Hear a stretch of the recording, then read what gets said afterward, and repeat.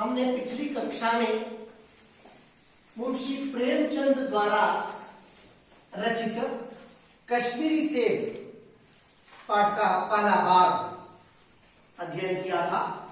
आज हम उसका दूसरे भाग की पढ़ाई करेंगे।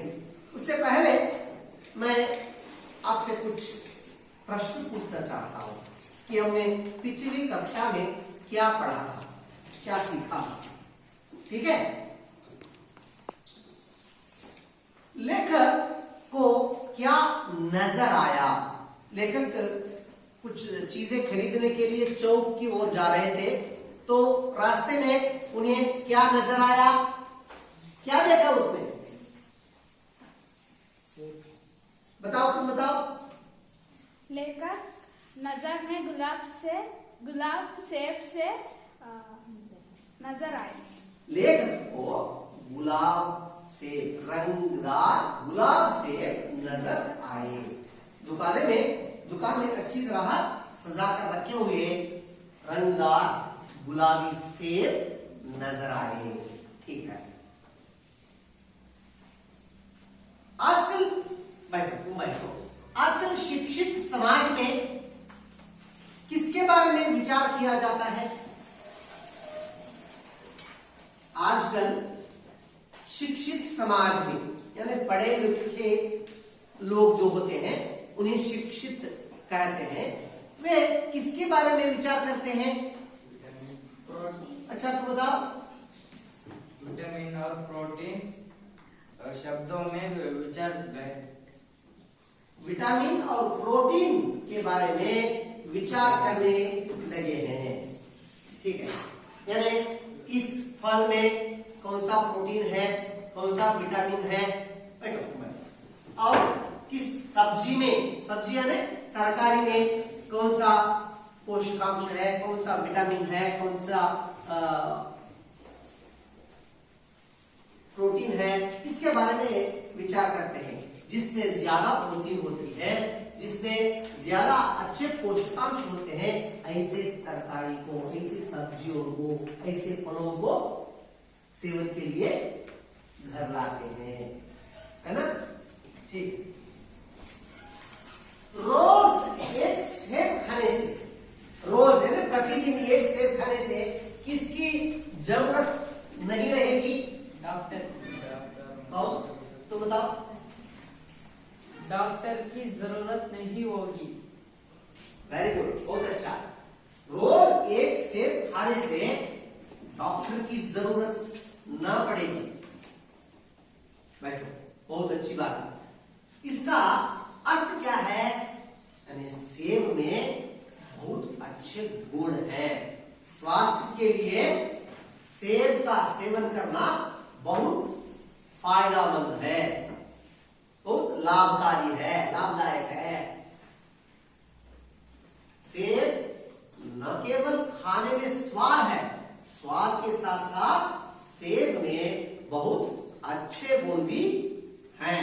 इसलिए रोज एक सेब खाओ तो आपके सामने कौन सी बीमारी भी, किसी तरह की बीमारी भी नहीं आएगी, है ना? इसलिए सेब का महत्व मालूम होता है उस वाक्य से। ठीक है, अच्छा। तो लेखक उन सेबों को देखकर प्रभावित हुए, खाने की इच्छा हुई, तो लेखक क्या करते हैं? उस दुकानदार के पास जाते हैं और उसका मोल भाव करते हैं, उसका रेट पूछते हैं, कितना करते। तब वो बताता है और वे कितना सेब पूछते हैं, खरीदते हैं? आधा सेब। कितना सेब? आधा सेब। समझ लीजिए आधा किलो सेब देने के लिए कहा है। तो आज के इस पाठ में हम लेखक के साथ क्या हुआ, ये सेब कैसे थे और इन सेबों को किस तरह वे क्या करते हैं, इसके बारे में आज हम पढ़ाई करेंगे। अब सभी अपना टेक्स्ट बुक उठाकर देख लीजिए। पृष्ठ संख्या 6, इसके अंत में जो है वहां से देख लीजिए। दुकानदार ने कहा, बाबूजी बड़े मजेदार सेब आए हैं, खास कश्मीर के, आप ले जाएं, खाकर तबीयत खुश हो जाएगी। मैंने रुमाल निकालकर उसे देते हुए कहा, चुन चुन कर रखना। दुकानदार ने तराजू उठाई और अपने नौकर से बोला, सुनो, आज से कश्मीरी सेब निकालना, चुनकर लाना। लौंडा 4 सेब लाया। दुकानदार ने तोला, एक लिफाफे में उन्हें रखा और रुमाल में बांधकर मुझे दे दिया। मैंने 4 आने उसके हाथ में रखे। घर आकर लिफाफा ज्यों का त्यों रख दिया। रात को सेब या कोई दूसरा फल खाने का कायदा नहीं है।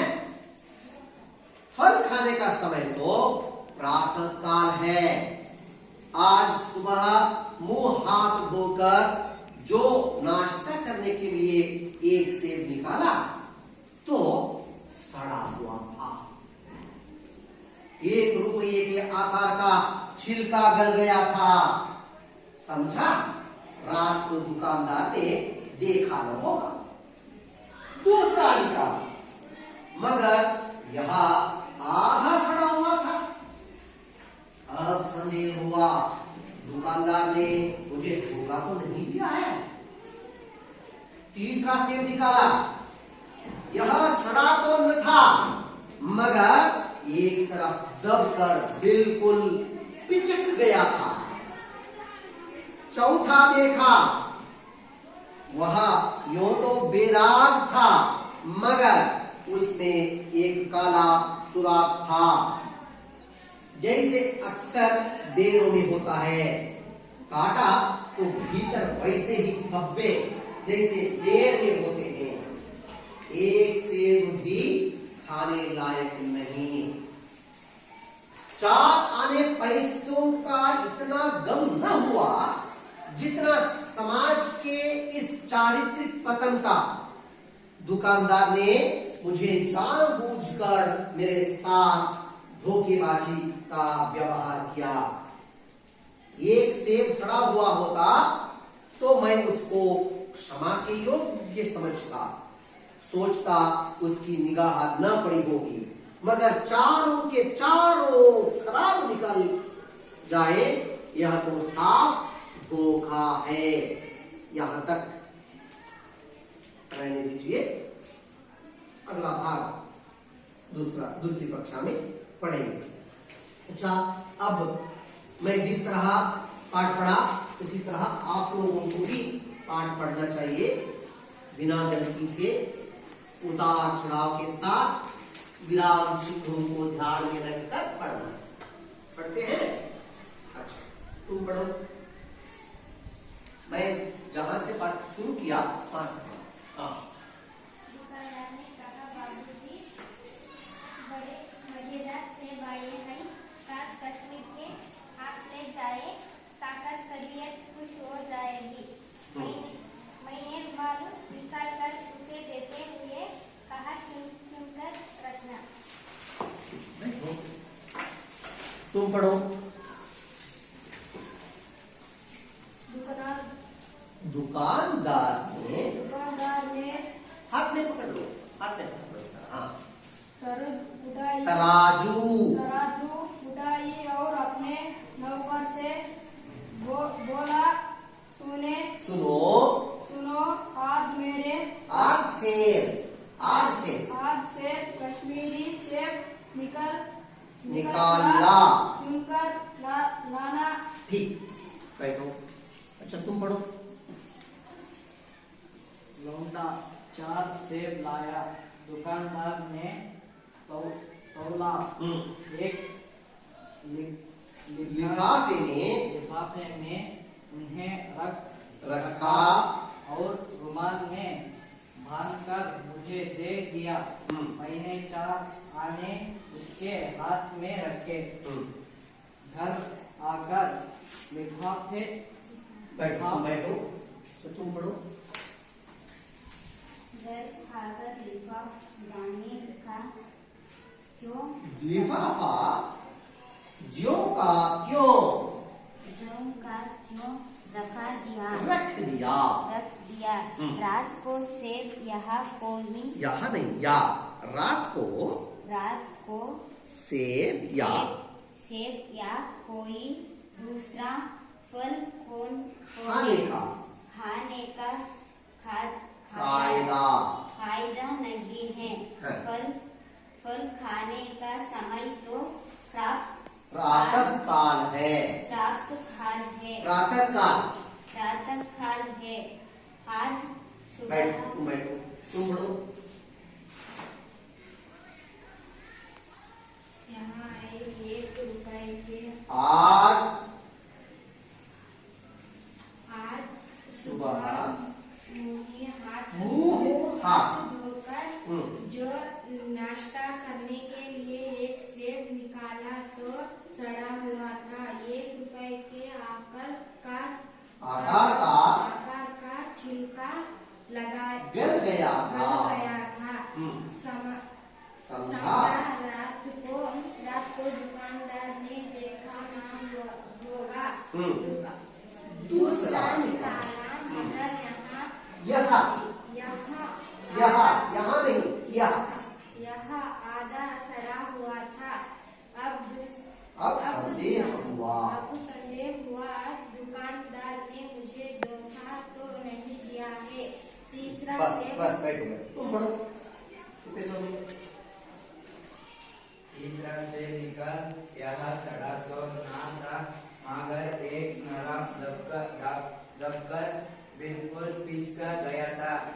चौथ देख वहाँ यो तो वेदक था मगर उसमें एक काल सूरत था जैसे अक्सर बारों में होते हैं। कटा तो भीतर वैसे ही डब्बे जैसे पैर में होते हैं। एक से भी खाने लायक नहीं। 4 आने पैसों का इतना गम ना हुआ जितना समाज के इस चरित्र का पतना का दुकानदार ने जानबूझकर मेरे साथ धोखेबाजी का व्यवहार किया। एक सेब सड़ा हुआ हो तो मैं उसको क्षमा बस तुम पढ़ो। तो मैं उसका क्षमा के योग्य समझता। क्षमा के योग्य समझता। सोचता उसकी निगाह ना पड़ी होगी मगर चारों के चारों खराब निकल जाए। यहाँ तो साफ धोखा है। बस यही तक हमने आज पढ़ा। अच्छा, इस पाठ में आपको कुछ कठिन शब्द दिखाई दे रहे हैं। उन कठिन शब्दों का अर्थ समझेंगे, देखेंगे क्या अर्थ है उनका। देखिए, तबीयत का अर्थ है स्वास्थ्य, कन्नड़ में आरोग्य कहते हैं। रूमाल यानी करवस्त्र, करचिपंती वाला। तराजू का मतलब है तौलने का साधन, कन्नड़ में तक्कड़ी जो कहते हैं, वेइंग मशीन। लौंडा यानी लड़का, बालक, हुड़ा। लिफाफा यानी एनवलप, यानी कुछ सामान को रख कर दिया जाता है ना, इस तरह कागज का पैकेट, कवर, इसे क्या कहते हैं? लिफाफा कहते हैं। पोस्ट वगैरह करने के लिए इस तरह लिफाफे को इस्तेमाल करते हैं, इसे एनवेलप कहते हैं अथवा हिंदी में लिफाफा कहते हैं। या कुछ सामान रख सकते हैं, इसे पोस्ट कर सकते हैं, कहीं भेज देते हैं। नेक्स्ट कायदा, कायदा यानी रीति, नियम, पद्धति कहते हैं। छिलका, छिलका यानी सिप्पे, फल का ऊपर का भाग जो होता है उसे छिलका कहते हैं। सड़ा हुआ, सड़ा हुआ यानी ಕೊಳ್ತಿರೋದು,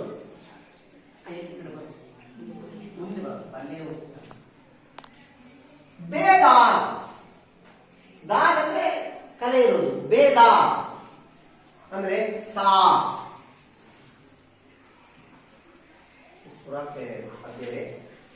गलना ಅಂದ್ರೆ किसी वस्तु का घनत्व कम होना, धोखा, धोखा देना यानी ಮೋಸ ಮಾಡೋದು। तो और सुराख, सुराख का अर्थ है छेद, ರಂಧ್ರ ಆಗಿರೋದು, ರಂಧ್ರ ಆಗಿರೋದನ್ನ ನಾವು ಸುರಾಖ್ ಅಂತ ಕರೀತೀವಿ। ಸೊ ಇದಿಷ್ಟು ನಮ್ಮ कठिन शब्दಗಳ अर्थ। अच्छा, अब हम पाठ को विस्तार से देखेंगे। लेखक क्या करते हैं? प्रेमचंद। लेखक का नाम तो प्रेमचंद है, लेकिन वे किससे प्रभावित हुए? सेब, अच्छे अच्छे कश्मीरी सेब जो आए थे उनसे देखकर खरीदने की इच्छा हुई और वे गए। तो दुकानदार कहता है लेखक से, क्या कहा? दुकानदार ने कहा, बाबूजी बड़े मजेदार सेब आए हैं। क्या कहता है दुकानदार? बाबूजी बड़े मजेदार सेब आए, बहुत अच्छे अच्छे सेब आए हैं, अभी अभी आए हैं, ताजे हैं, फ्रेश आಗಿದೆ, ತುಂಬಾ ಚೆನ್ನಾಗಿದೆ, खास कश्मीर के, यहीं कहीं के नहीं, खासकर ये सेब कहां से आए हैं? कश्मीर से आए हैं।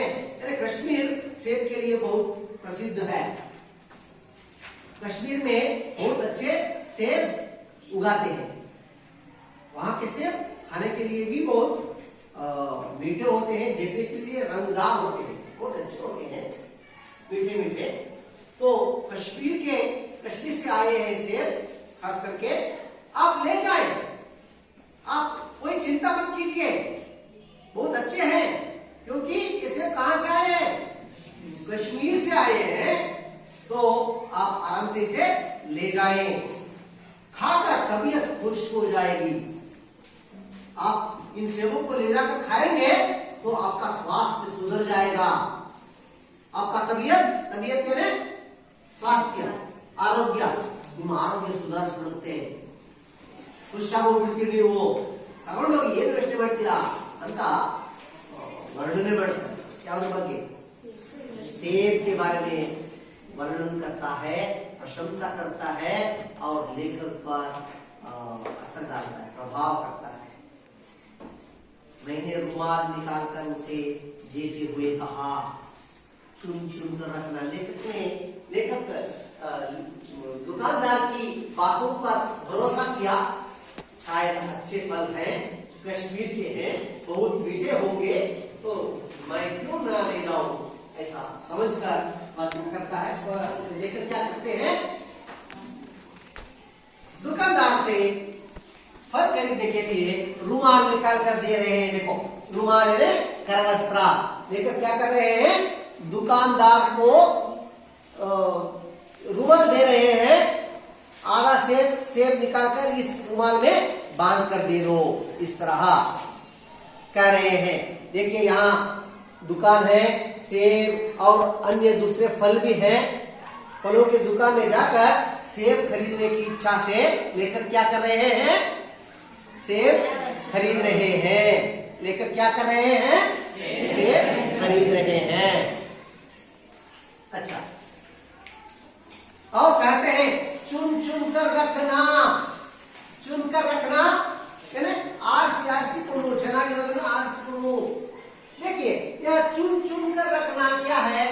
चुन चुन कर, चुन चुन कर। देखिए चुन शब्द, फिर एक बार चुन, दो बार प्रयोग हुआ है। इसे हम व्याकरण में क्या कहते हैं? द्विरूपी कहते हैं। क्या कहते हैं? द्विरूपी कहते हैं। क्या होता है द्विरूपी? यानी एक ही शब्द दो बार बार प्रयोग होता है, उसे द्विरूपी कहते हैं। ऐसा क्यों करते हैं? एक ही बार प्रयोग कर सकते हैं ना, दूसरी बार क्यों प्रयोग किया जाता है? क्योंकि किसी एक भाव को जोर लगाकर कहने के लिए दो बार प्रयोग किया जाता है। ಒಂದೇ ಶಬ್ದ ಅದನ್ನು ಒತ್ತಿ ಹೇಳಕ್ಕೆ ಎರಡೆರಡು ಸಾರಿ ಅದನ್ನ ಬಳಸ್ತೇವೆ, ಅದನ್ನ ದ್ವಿರುಕ್ತಿ ಅಂತ ಕರೀತೇವೆ। ಕನ್ನಡದಲ್ಲೂ ಕೂಡ ಬರುತ್ತೆ ಅಲ್ವಾ? जल्दी जल्दी आ, जोर जोर से बोल, धीरे धीरे बोल, धीरे धीरे, जोर जोर, जल्दी जल्दी अल्वा? कन्नडದಲ್ಲಿ ಹೇಳ್ತೀವಿ ಬೇಗ ಬೇಗ ಬಾರೋ, ಬೇಗ ಬೇಗ ತಿನ್ನೋ ಹೇಳ್ತೀವಲ್ವಾ? उसी तरह। अच्छा, दुकानदार ने तराजू उठाई, अब लेकर सेब खरीद रहे हैं तो दुकानदार क्या करता है? अपना तराजू यानी तकड़ी उठाई और अपने नौकर से बोला। उस दुकान में एक नौकर रहता है, वो सेवका, वो हुड़गा फिरता है, उससे बोलते हैं सुनो आप सेब कश्मीर सेब लाओ, कश्मीर सेब निकालना, चुन चुन कर लाना। दुकानदार अपने नौकर से क्या कहता है? आज सेब क्या लाना? कश्मीर सेब लाना। क्या लाना? कश्मीर सेब लाना। कितना? आधा सेब कश्मीर सेब लाना। हम कहते हैं चुन चुन कर लाना, चुन चुन कर ಅಂದ್ರೆ ಆರ್ ಸೇರ್ಸ್ ತಗೊಂಡ್ ಬಾ ಅಂತ ಕೂಡ ಹೇಳ್ತಾರೆ। कौन कहते हैं ऐसा? क्या ಹೇಳ್ತಾರೆ? मालिक, दुकानदार किससे कहते हैं? नौकर से कहते हैं। लौंडा 4 सेब लाया। लौंडा का अर्थ बालक, लड़का। और बालक कितने सेब लाया?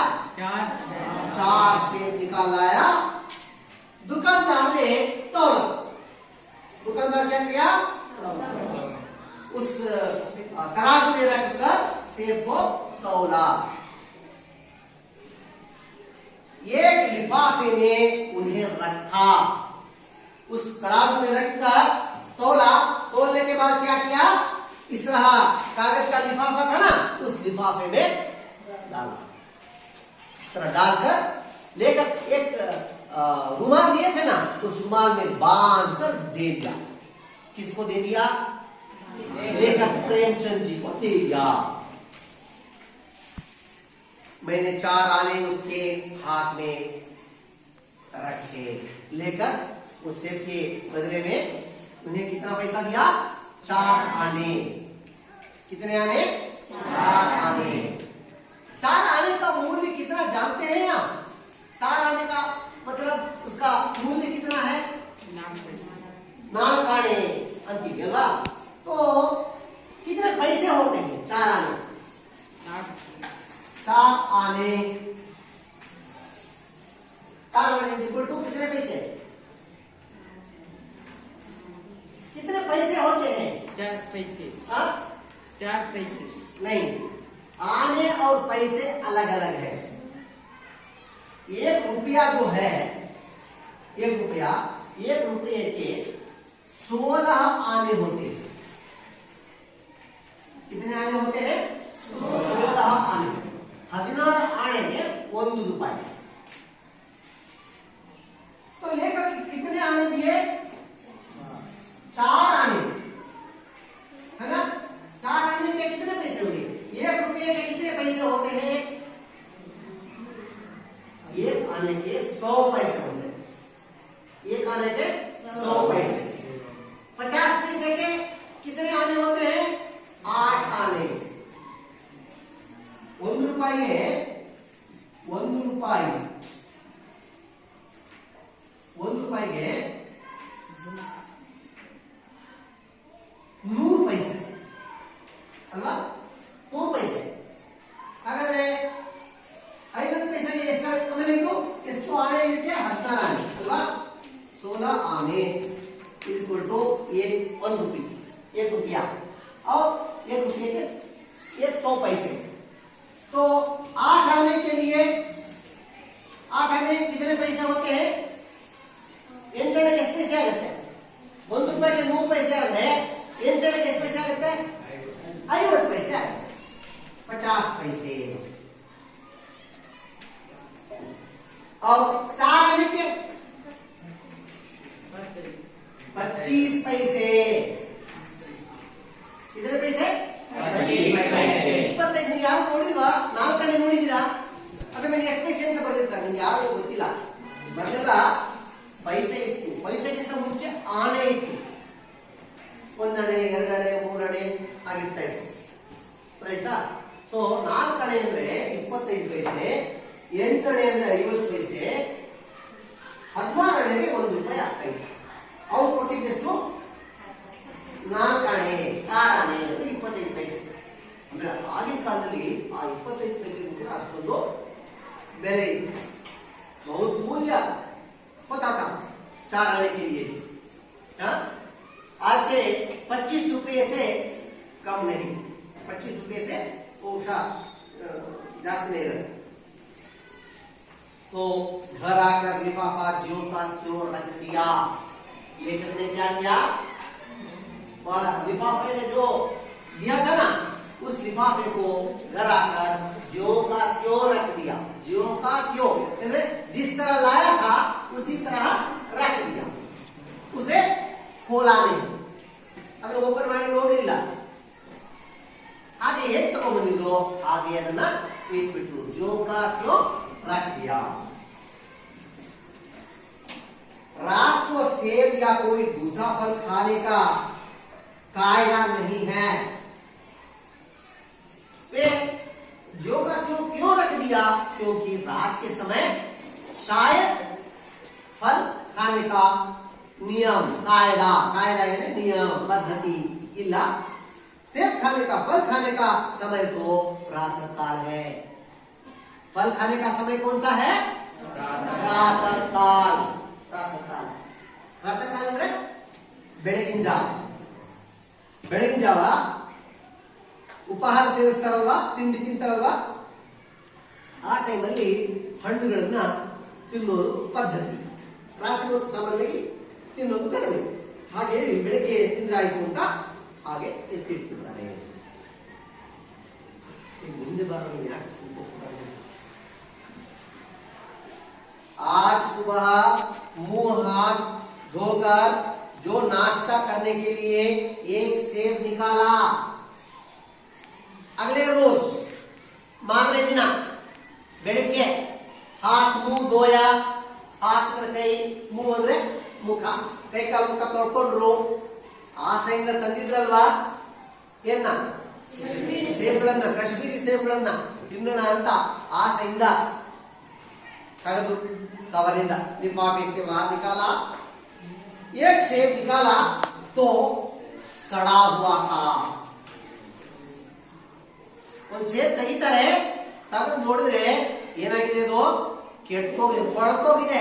सड़ा हुआ. सड़ा हुआ का अर्थ क्या है? ಕೊಳ್ತೋಗಿರೋದು. ಕೊಳ್ತೋಗಿರೋ ಸೇಬ್ ಇದೆ.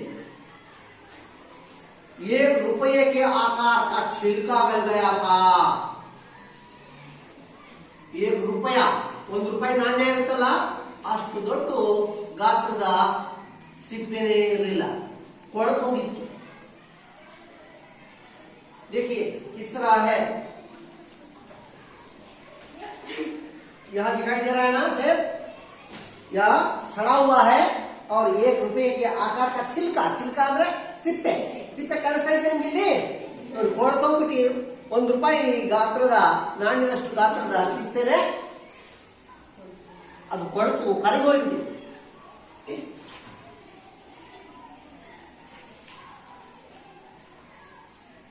समझा रात को दुकानदार ने देखा न होगा. लेखक क्या समझते हैं? सेब खरीदते समय तो रात हो गई थी। रात में प्रायशः उस दुकानदार को नहीं मालूम हुआ होगा, वह चाहकर नहीं दिया होगा। ಏನೋ ಕಣ್ ತಪ್ಪಿ ಕೊಟ್ಬಿಟ್ಟಿರಬಹುದು, ರಾತ್ರಿ ಅವನಿಗೆ ಕಾಣಿಸಿರ್ಲಿಕ್ಕಿಲ್ಲ ಅಂತ ಅನ್ಕೊಳ್ತಾರೆ ಯಾರೋ लेखक। दूसरा निकाला मगर यहां आधा सड़ा हुआ था। ಇನ್ನೊಂದು ಸೇब ತಗೋತಾರೆ, आ सेब ಏನಾಗಿತ್ತು आधा सड़ा हुआ। दूसरा सेब कैसा हुआ था, क्या हुआ था, आधा सड़ा हुआ था। देखिए क्या दिखाई दे रहा है सेब, इसका आधा आधा सेब क्या हुआ है, सड़ गया है। क्या इसे खा सकते हैं, नहीं।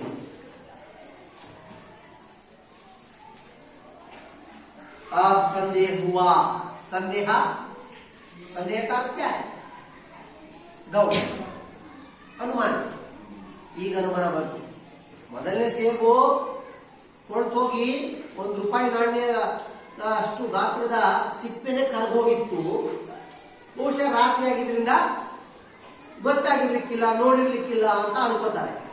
ಎರಡನೇ ಸೇಬ್ ತಗೊಂಡು ತಿನ್ನೋಣ ಅಂತ ತೆಗಿತಾರೆ, ಅದು ಅರ್ಧ ಕೊಳ್ತೋಗಿತ್ತಲ್ಲ, ಈಗ ಡೌಟ್ ಬಂದ್ರು, ಓ ಏನೋ ಆಗಿದೆ।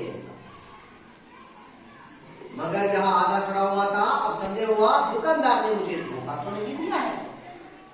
ये ಡೌಟ್ ಬಂತು, ಅಂಗಡಿಯವರು ನನಗೆ ಮೋಸ ಮಾಡಿಲ್ಲ ತಾನೆ, या दुकानदार ने मुझे धोखा तो नहीं दिया है। इस तरह संदेह होता है। अब तीसरा सेब निकाला, पहला हुआ, दूसरा हुआ, अब तीसरा सेब। तीसरा सेब देखिए, यह क्या हुआ था, यह सड़ा तो न था, ಇದು ಕೊಳ್ತಿರ್ಲಿಲ್ಲ, मगर एक तरह दबकर बिल्कुल पिचक गया। यह नहीं सड़ा हुआ था, लेकिन दबकर यानी प्रेस होकर पिचक गया। पिचक जाना, दब जाना। ನೋಡಿ ಏನಾಗಿದೆ, ಬಹಳ ಒತ್ತಲ್ಪಟ್ಟಿದೆ ಅಲ್ವಾ। ಈ ಸೇಬು ನೋಡಕ್ ಚೆನ್ನಾಗೇ ಇದೆ, ಆದ್ರೆ ಬೇರೆ ಸೇಬುಗಳ ಜೊತೆ ಸೇರ್ಕೊಂಡು ಒತ್ತಿ ಅದು ಪ್ರೆಸ್ ಆಗೋದು, ಅದು ಮೆತ್ತಗಾಗೋದು, ಅದು ತಿನ್ನಕ್ಕಾಗಲ್ಲ।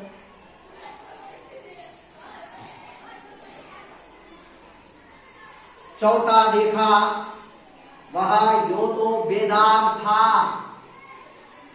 बेदाग, दाग ಅಂದ್ರೆ ಕಲೆ ಇರೋದು, ಬೇದಾಗ್ ಅಂದ್ರೆ ಕಲೆ ಇಲ್ಲದೆ ಇರೋದು। ನೋಡಕ್ಕೆ ಅದರ ಮೇಲೆ ಯಾವ ಕಲೆನೂ ಇಲ್ಲ, ನೀಟಾಗೆ ಇದೆ, ಕೆಂಪಗಿದೆ। मगर उसमें एक काला सुराख था।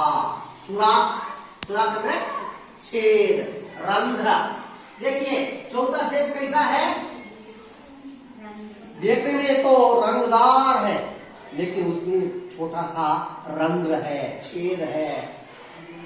अक्सर ಬೇರು में होता है। ಬೇರು ಅಂದ್ರೆ ಬಾಳೆಹಣ್ಣು ಅಂತೀವಲ್ಲ, ಬಾಳೆಹಣ್ಣು ಕೂಡ ಸಣ್ಣಕ್ಕೆ ಹುಳ ಆಗಿರುತ್ತೆ, ಅಥವಾ ಹಿಂಗೇನಾದ್ರೂ ಕಲೆ ಆಗಿರುತ್ತೆ, ಡಾಟ್ ಆಗಿರುತ್ತೆ, ಆ ರಂಧ್ರ ಆಗಿರುತ್ತೆ, ಆ ರಂಧ್ರದ ಮೂಲಕ ಹುಳ ಒಳಗಡೆ ಹೋಗಿರುತ್ತೆ, ಒಳಗಡೆ ಹೋಗಿ ಎಲ್ಲ ತಿಂದಿರುತ್ತೆ ಅಲ್ವಾ। ಸೊ ಇದು ಕೂಡ ಹಾಗೆ ಆಗಿತ್ತು। अक्सर बेरों में होता है, काटा तो भीतर वैसे ही धब्बे जैसे ಬೇರ್ में होते हैं। ಅದನ್ನ ಕಟ್ ಮಾಡಿ ನೋಡ್ತಾರೆ, ನೋಡಕ್ ಚೆನ್ನಾಗಿದೆ, ಇದಾದ್ರೂ ಚೆನ್ನಾಗಿರ್ಬೋದಾ ಅಂತ, ಆದ್ರೆ ಕಟ್ ಮಾಡಿ ನೋಡಿದ್ರೆ ಒಳಗಡೆ ತಿಂದ್ರೆಲ್ಲ ಹುಳ ತಿಂದಿರ್ಬೇಕು, ಅದು ಚೆನ್ನಾಗಿ। ಮೇಲ್ಗಡೆ ಸಿಪ್ಪೆ ಮಾತ್ರ ಚೆನ್ನಾಗಿದೆ, ಅದ್ರ ಒಳಗಡೆ ಎಲ್ಲ ಕೊಳ್ತೋಗಿದೆ। ನೀವು ಬದನೆಕಾಯಿದೆಲ್ಲ ಹೆಚ್ಚಿರಲ್ವಾ, ಮೇಲ್ಗಡೆ ಚೆನ್ನಾಗಿರುತ್ತೆ, ಒಂದು ಸಣ್ಣ ರಂಧ್ರ ಆಗಿರುತ್ತೆ, ಒಳಗಡೆ ಹೆಚ್ಚು ನೋಡಿದ್ರೆ ಏನಾಗಿರುತ್ತೆ, ಎಲ್ಲ ಅದು ಹುಳ ತಿಂದ್ಬಿಟ್ಟು ತಿಂದೆಲ್ಲ ಕಪ್ಪಾಗಿರುತ್ತಲ್ವಾ। ठीक उसी तरह चौथा सेब भी हो गया था। एक सेब भी खाने लायक नहीं, ಒಂದು ಸೇಬು ಕೂಡ ತಿನ್ನೋದಕ್ಕೆ ಯೋಗ್ಯವಾಗಿರಲಿಲ್ಲ। ಎಷ್ಟು ಆಸೆಯಿಂದ ತಂದಿದ್ದಲ್ವಾ ಆ ಅಂಗಡಿಯವ, ಅವನು ಹೇಗೆ ವರ್ಣನೆ ಮಾಡಿದ್ದು, ಬಾಬೂಜಿ ಬड़े मजेदार सेवाएं हैं, खास कश्मीर के, आप ले जाए, खाकर तबीयत खुश हो जाएगी, इस तरह का। लेकिन अब देखा आपने सेबों की हालत कैसी हो गई थी, कैसे सेबों को दिया है उसने। 4 आने पैसों का इतना गम न हुआ। गम मतलब दुखा, गम दुखा, दुख, इतना दुख नहीं हुआ। 4 ಕಡೆ ಕೊಟ್ಟೆ ಅಂತ ದುಃಖ ಆಗಲಿಲ್ಲ, ಬೇಜಾರಾಗಲಿಲ್ಲ। इसका विलोम शब्द क्या होता है? गम, खुशी, गम खुशी। 25 पैसे ಕೊಟ್ಬಿಟ್ಟೆ, ನಷ್ಟ ಆಯಿತು ಅಂತ ದುಃಖ ಆಗಲಿಲ್ಲ। ಅವ್ರಿಗೆ ದುಃಖ ಆಗಿದ್ದು ಯಾಕೆ ಅಂದ್ರೆ जितना समाज में इस चारित्रिक पतन का, समाज में क्या हो रहा है? चारित्रिक पतन होता जा रहा है। चारित्र्य ಅಂದ್ರೆ ನಡತೆ, ಗುಣ, ಶೀಲ, ಚಾರಿತ್ರ್ಯ ಅಂತೀವಿ ನಾವು, ಕ್ಯಾರೆಕ್ಟರ್ ಅಂತೀವಿ। ಏನಂತ ಇದೆ ಸಮಾಜದಲ್ಲಿ? ನಮ್ಮ ನಡತೆ ಕ್ಷೀಣಿಸ್ತಾ ಇದೆ, ಅಧಪತನಕ್ಕಿಳಿತಾ ಇದೆ, ನೈತಿಕತೆ, ಪ್ರಾಮಾಣಿಕತೆ ಕಡಿಮೆ ಆಗ್ತಾ ಇದೆ ಅಂತ ಅರ್ಥ ಅಲ್ವಾ? ಸಮಾಜ ಎಷ್ಟೊಂದು ಬದಲಾಗ್ತಾ ಇದೆಯಲ್ವಾ? ಅಟ್ಲೀಸ್ಟ್ ಅವ್ರು 4 ಸೇಬಲ್ಲಿ ಒಂದಾದ್ರೂ ಸರಿ ಇದ್ದಿದ್ದು ಕೊಟ್ಟಿದ್ರೆ ಇಷ್ಟೊಂದು ಬೇಜಾರು ಆಗ್ತಿರ್ಲಿಲ್ಲ, 3 ಚೆನ್ನಾಗಿರೋದಿದೆ ಅಂತ ಖುಷಿ ಪಡ್ಬೋದಾಗಿತ್ತು ಅವ್ರಂತ ಹೇಳ್ತಾರೆ। दुकानदार ने जानबूझकर मेरे साथ धोखेबाजी का व्यवहार किया। दुकानदार ने जानबूझकर ಗೊತ್ತಿತ್ತು ತಿಳಿದು ಬೇಕು ಅಂತಲೇ ನನ್ನೊಂದಿಗೆ ಮೋಸ ಮಾಡಿದ್ದಾರೆ। ಬೇಕು ಅಂತಲೇ ಕೊಟ್ಟವಲ್ಲ ಅವು 4 ಆರಿಸಿ, ಸುಮ್ಮನೆ ರ್ಯಾಂಡಮ್ ಆಗಿ ಕೊಟ್ಟವಲ್ಲ ಅವು, ಸುಮ್ಮನೆ ಯಾರು ಸಿಕ್ಕಿದ್ದನ್ನ ಕೊಟ್ಟಿದ್ದಲ್ಲ, ಬೇಕು ಅಂತಲೇ ಕೊಟ್ಟಿರ್ತಾರೆ ಅಲ್ವಾ? ಇವ್ರಿಗೆ ದುಡ್ಡಿಸ್ಕೊಂಡು ಒಳ್ಳೆ ಮಾತುಗಳನ್ನಾಡಿ ಕೆಟ್ಟೋಗಿನ ಸೇವೆಗಳನ್ನ ಕೊಟ್ಕೊಡ್ಬೇಕು ಅನ್ನುವಂತಹ ಲಾಭಕೋರತನದ ಬುದ್ಧಿ ಅದು। ನಿಮಗೂ ಕೂಡ ಹೀಗಾಗಿರುತ್ತಲ್ವಾ? आपके साथ भी ऐसा कभी हुआ है? ನೀವು ಏನಾದ್ರು ಹಣ್ಣು ತರಕಾರಿ ಈಗ ಏನಾದ್ರು ತಗೊಳ್ಳುವಾಗ ನಿಮ್ಮೊಂದಿಗೂ ಈ ತರದ್ದು ಏನಾದ್ರು ಆಗಿದೆಯಾ? ಇನ್ಸಿಡೆಂಟ್ ಆಗಿರುತ್ತೆ ಅಲ್ವಾ? ಯಾರಾದ್ರೂ ಹೇಳ್ತೀರಾ? कोई बताएंगे? ಹೇಳಿ ನೋಡೋಣ, ಯಾವ್ದಾದ್ರು ನೆನಪಿದ್ರೆ। ನೀವೇನಾದ್ರು ಹಾಗೆ ತಗೊಳ್ಳುವಾಗ, ಖರೀದಿ ಮಾಡುವಾಗ ನಿಮ್ಗೇನಾದ್ರು ಹಾಗೆ ಕೆಟ್ಟೋಗಿರೋದು ಅಥವಾ ಹಾಳಾಗಿರುವಂತದ್ದು ಹಣ್ಣು ತರಕಾರಿ ಅಥವಾ ಏನೇನಾದ್ರು ಮೋಸ ಹೋಗಿರುವಂತದ್ದು ಇದೆಯಾ? ಹೇಳಿ ನೋಡೋಣ, ಹೇಳೋಣ। ಟೊಮ್ಯಾಟೊ ತಗೊಳ್ಳುವಾಗ ಏನಾಯ್ತು? ಅದರೊಳಗಡೆ ಟೊಮ್ಯಾಟೊ ನಿಮ್ಗೆ ಯಾರು ಕೊಟ್ಟಿರ್ತಾರಲ್ವಾ?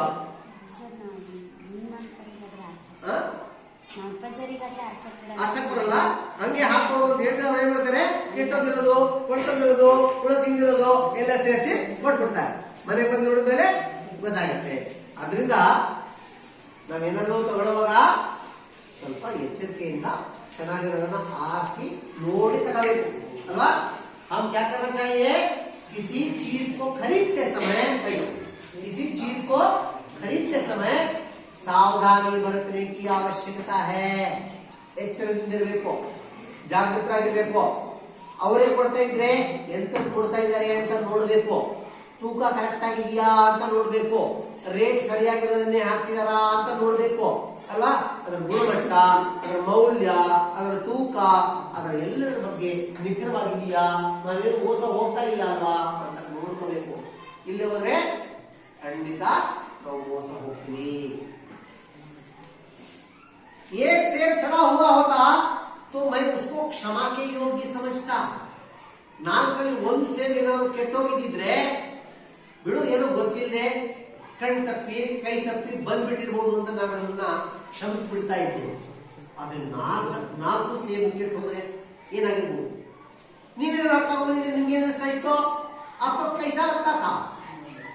बहुत गुस्सा आता था ना, ತುಂಬಾ ಕೋಪ ಬರ್ತಾ ಇತ್ತು। ಎಲ್ಲ ಇವನ ಚಾಂಡಾಲ ಎಂತವನಿದ್ದಾನೆ, ಅವನು ಎಂತ ಮೋಸ ಮಾಡಿದ್ದಾನೆ ಅಂತ ಬೈಕೊಳ್ತಾ ಇದ್ರಲ್ವಾ?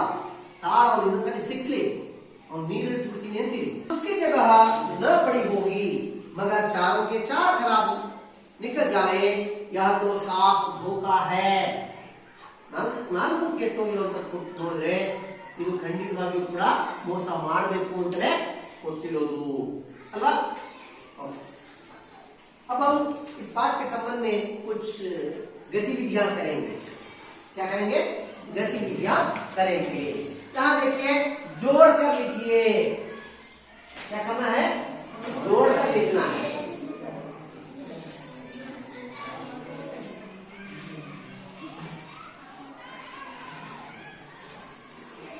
देखिए असम में सेब को रुमाल में बांधकर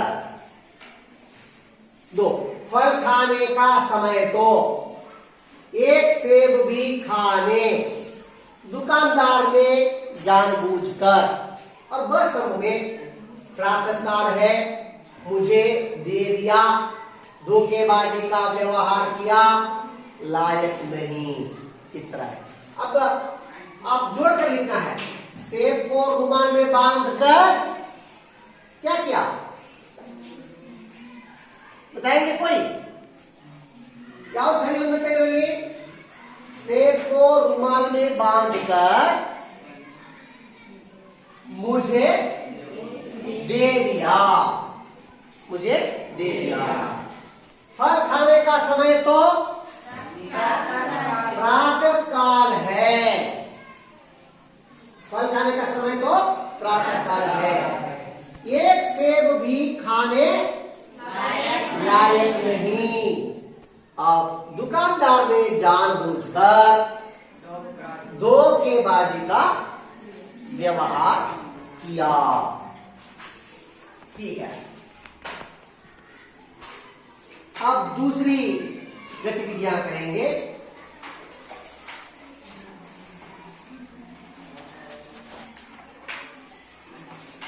कुछ विलोम शब्द हैं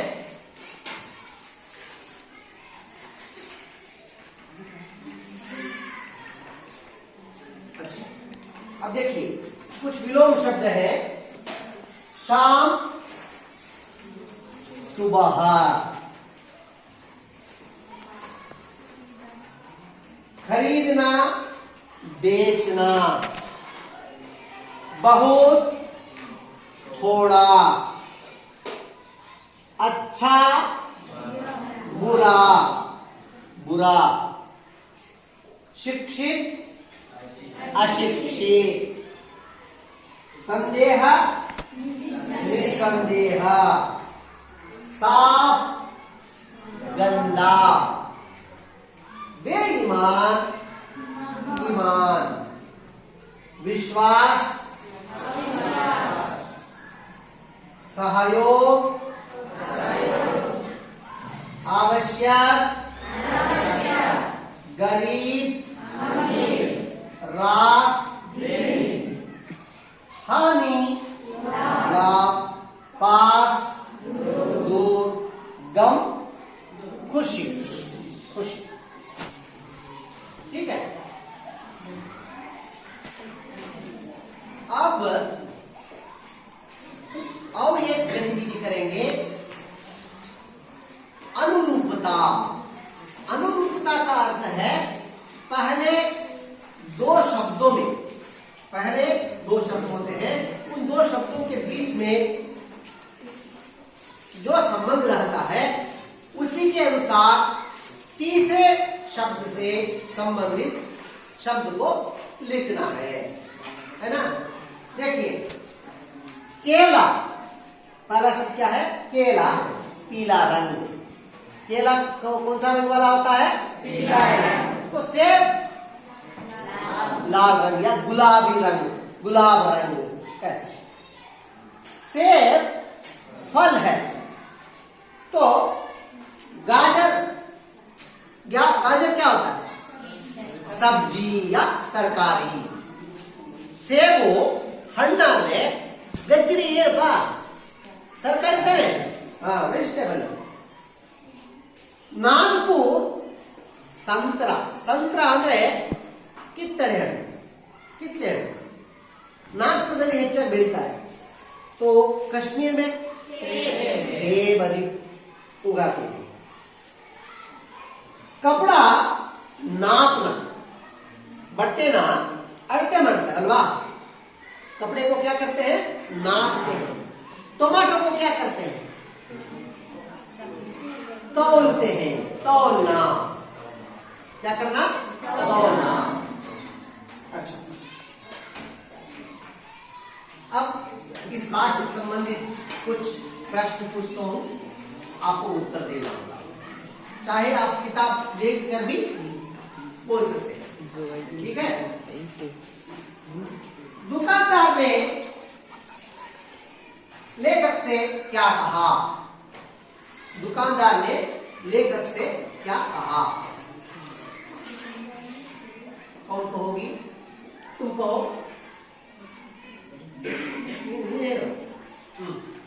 दुकानदार ने कड़ी उतारी और अपने नौकर से बोला, सुनो, हाथ से कश्मीर सेब निकाला। नहीं, गलत बोल रही है। दुकानदार ने लेखक से क्या कहा, मैं प्रश्न पूछ रहा हूँ, लेखक से क्या कहा, तुम बताओगी। दुकानदार ने लेखक से कहा, भाई सेब ताजे ताजे हैं, यहाँ पास कश्मीर के है और उसे खाकर तबीयत खुश हो जाएगी। लेखक ने दुकानदार ने लेखक से कहा, बाबूजी बड़े मजेदार सेब आए हैं, खास कश्मीर के, आप ले जाएं, खाकर तबीयत खुश हो जाएगी, इस तरह कहा। ठीक है, तो सेब की हालत कैसी थी, सेब की हालत, सेब की स्थिति है इसको डायरेक्टली कौन बताएगा।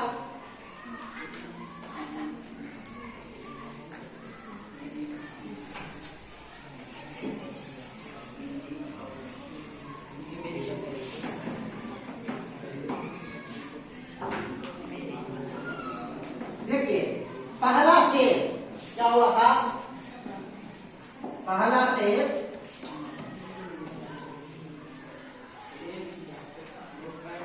सड़ा हुआ था, सड़ा हुआ था, 1 रुपए का, 1 रुपए का छिलका गल गया था अल्वा। ಮೊದಲನೇ ಸೇವೇನಾಗಿತ್ತು, ಕೊಳ್ತೋಗಿತ್ತು, 1 ರೂಪಾಯಿ ಗಾತ್ರದ ಸಿಪ್ಪೆನೆ ಕೊಳೆತು ಹರಿದು ಹೋಗಿತ್ತು। दूसरा सेब क्या हुआ था, आधा सड़ा हुआ था, आधा सड़ा हुआ था। और तीसरा सेब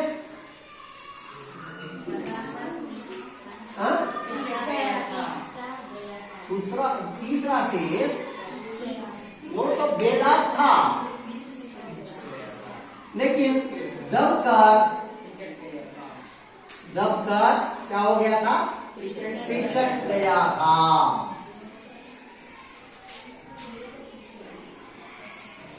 और चौथा सेब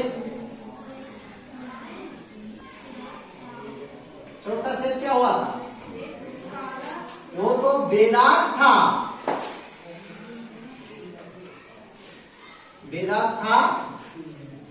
मगर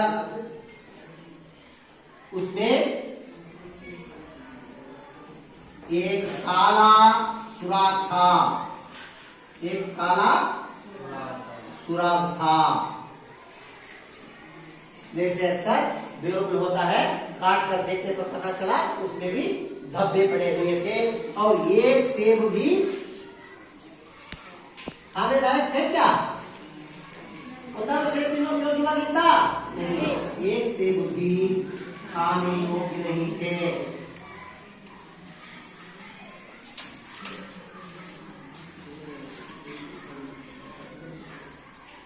ಅಲ್ವಾ? ಒಂದು ಸೇಬು ತಿನ್ನೋದಕ್ಕೆ ಒಂದು ಮಾಡಿದ್ರು. ಈ ಪಾಠದಲ್ಲಿ ಇದು ತುಂಬಾ ಮುಖ್ಯವಾಗಿರುವಂತಹ ಪ್ರಶ್ನೆ. ಸೇಬ್ ಕಿ ಹಾಲತ್ ಕೆ ಬಾರೆ ಮೇ ಲಿಖಿಯೇ ಅಂತ ಕೇಳ್ತಾರೆ. 2 ಅಂಕಕ್ಕೂ ಕೇಳ್ತಾರೆ, ಕೆಲವೊಂದ್ಸಲ 3 ಅಂಕಕ್ಕೂ ಕೂಡ ಕೇಳ್ತಾರೆ. ತುಂಬಾ ಮುಖ್ಯ, ಇದು ಬರೀಬೇಕು. पहला सेब सड़ा हुआ था, एक टुकड़े का छिलका गल गया था। दूसरा सेब आधा सड़ा हुआ था। तीसरा सेब दबकर पिचक गया था। चौथा सेब बेदाग था मगर उसमें एक काला सुराख था। एक सेब भी खाने योग्य नहीं थे। अच्छा, आपको इस पाठ से क्या मालूम होता है, क्या संदेश मिलता है? ಈ ಪಾಠದಿಂದ ನೀವು ಏನ್ ಕಲಿತೀರಿ? ಪಕ್ಕ ಬರ್ತೀರಾ? ಗೃಹ ಪಾಠ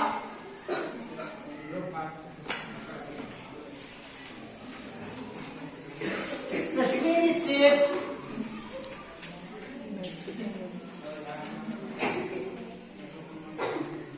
पाठ से आपको क्या सीख मिलती है?